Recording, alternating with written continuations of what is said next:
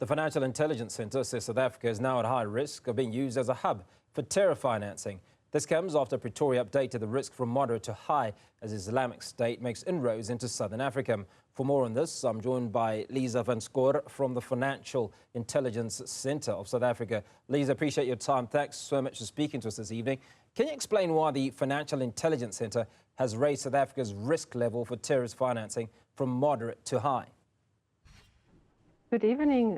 Thank you for the opportunity. Let me start by explaining this was an interdepartmental, multi-agency national risk assessment on terror financing that was conducted under the auspices of the FIC, Financial Intelligence Centre, who happened to convene and coordinate this interdepartmental working group. We've conducted previous assessments in this regard, and the needle moved from a moderate assessment of risk to a high risk. And this is based on our understanding of vulnerabilities, threats, the likelihood and the potential for these risks to manifest. It's not just limited to Islamic State in the Levant or Syria or IS for short. It also includes domestic extremism, which can be right-wing extremism or left-wing extremism. Taken all of that together, we ascertained based on international best practice, the methodology we used to plot risks on a heat map developed by the International Monetary Fund, that this risk is indeed high. So what are the primary sources of this increased risk, particularly concerning of the influence of the Islamic State? The information we use is primarily sourced from knowledgeable experts in our domestic law enforcement agencies, but we also make use of intelligence sources. We make use of information shared with other countries, their law enforcement agencies, financial intelligence units, as well as open source information available in, for instance, the United Nations Security Council, panels of experts that in the past 5 years indicate there is not only a move to ISIL financing for Africa, but also towards sub-Saharan Africa. So taken together, these sources, as well as our known information regarding gaps, weaknesses, structural inefficiencies in our own system, we also looked at the impact on the nexus of organized crime. We looked at all vulnerabilities in our money laundering system, because terror financing can also arrive from not only the formal economy, but also the informal economy through the raising, moving, sourcing, the storing and the ultimate use of funds that might not be initially intended for, but could end up for the support of an individual terrorist, a group, a cell, an entity, or even an event, be it in South Africa or anywhere in the world. So when the risk moves from moderate to high, does it suggest a failure on the part of South African authorities? Not at all. Well, I think from time to time, these reality checks is like putting a mirror in front of our authorities. It's not universally like, as you can imagine. It comes at a time where the country is under severe pressure to show effectiveness, to move out of a process whereby we've been grey-listed by the Financial Action Task Force. The revised and updated terror financing risk assessment is but one of the action steps that we've undertook as a government to indicate that we have a firm grip on reality, what is available out there. Globally, there's an increase on the risk of terrorists and terrorist financing. And this is not just limited to the flow of funds in our formal and informal economy. It's also because of the use of crypto asset service providers, raising of funds through crowdsourcing, for instance, through non-profit organizations who use funds for legitimate purposes and send funds towards areas that could be exploited for the use of funding. So with the findings of an assessment of this nature, we developed more targeted strategies to address gaps and weaknesses. Some of our findings might be translated in a revision of our counterterrorism framework, but let me hasten to add that was already revised at the end of December, as long as together with a number of other domestic legislation to address gaps and weaknesses in our system. So what steps is South Africa taking to exit the global financial grey list and improve its anti-money laundering measures? Yes, holistically, there are a number of concurrent steps underway. some of the findings as deficiencies in our 2019 mutual evaluation report conducted by the International Monetary Fund, the Eastern and Southern Africa Anti-Money Laundering Group, and other members of the Financial Action Task Force indicated towards strategic areas of concern. Keep, for instance, into consideration that this was conducted immediately after the era of the previous administration, where findings on gross corruption was found in the Zondo Commission, etc. So some of these findings relate to money laundering, an increase for money laundering investigations, prosecutions, asset forfeiture, and convictions, and some of them point towards terror financing. The same apply for identifying, detecting, disrupting, and eventually investigation and prosecution of such cases.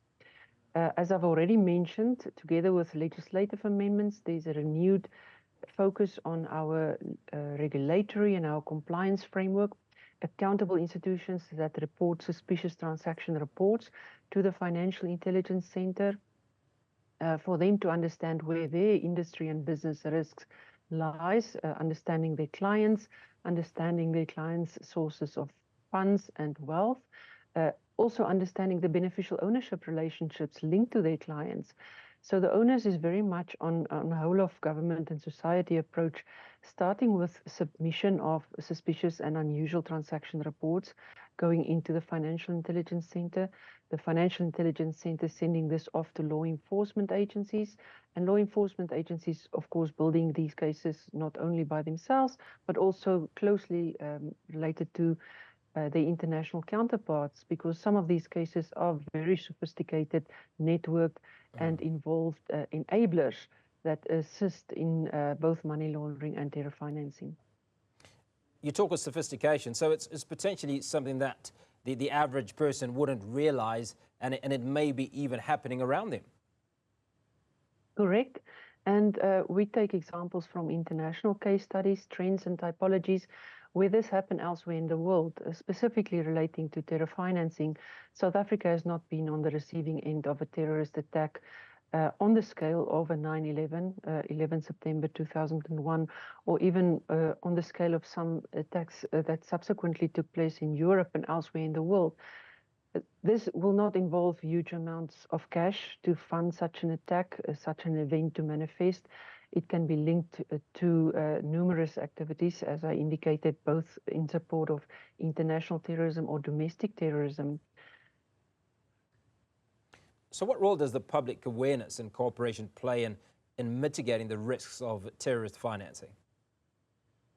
The public is our eyes and ears out there. Our accountable institutions, financial and non-financial institutions, are our reporting institutions that report suspicious and unusual transactions into the Financial Intelligence Center, as I just explained. But with the advent of our most recent mutual evaluation and this grey listing process, there's also been a renewed emphasis on an outreach, awareness raising, capacity building and training initiatives.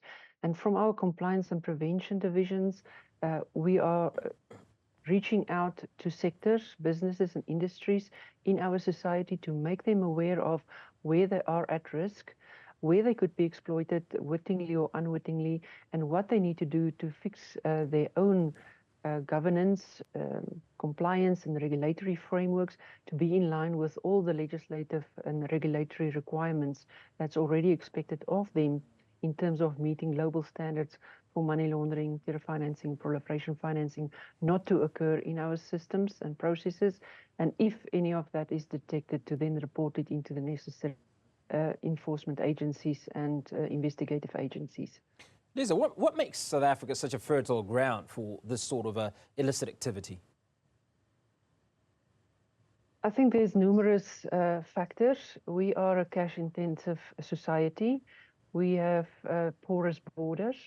We are a financial hub in sub-Saharan Africa. We picked up in our research for the terror financing national risk assessment that a number of organized crime trends and typologies occur that could have as its origin money laundering intent for proceeds of crime to be laundered in our system and across our borders. But we've also noted an uptake in extortion, human and migrant smuggling of goods that include drugs, wildlife, precious metals and stones, kidnap for ransom, online fraud, investment in legal businesses, donations from grassroots sympathizers and supporters, including crowdfunding and self-funding. So all of these events are already taking place. There's already a nexus with organized crime. There's a link back to money laundering, as I indicated, and all of this can, if not will, cause a direct avenue for terror financing to occur, depending on what areas globally funds are being sent, if it's in areas of current concern where there's current theaters of terrorism or adjacent to those areas. All of these countries, jurisdictions are highlighted as a higher risk. And with our understanding of risk, we say, be aware, risk can mitigate here should the vulnerabilities and threats manifest. The likelihood and consequence of these events should be and will be severe, not necessarily loss of lives, but also from a reputational risk perspective for South Africa because of all the factors that I've just mentioned. And finally, is South Africa collaborating with international bodies and other countries to address and curb terrorist financing? Absolutely, and no country can work alone. Criminals and crime, as well as money laundering and terror financing, knows no borders. So from a financial intelligence cooperation perspective, there's an international body called the Egmont Group or Financial Intelligence Units. Police-to-police cooperation take place through Interpol. We share intelligence with other intelligence agencies. There's also prosecutor-to-prosecutor information, mutual legal assistance, and extradition treaties are signed. And as I mentioned, the Financial Action Task Force, of which South Africa is a member, also assist us through access to the latest research on trends, typologies, research reports, as well as the development of ongoing revision of global standards, policy documents for the implementation of not only assessments, but also understanding in other countries through their mutual evaluation processes where similar weaknesses or strengths happen. And from an international best practice perspective, we can learn from countries who've either experienced similar events or have already effectively managed to curb these incidents. Lize, appreciate your time. Lize van Schoor, Senior Legal and Policy Advisor, Financial Intelligence Centre of South Africa.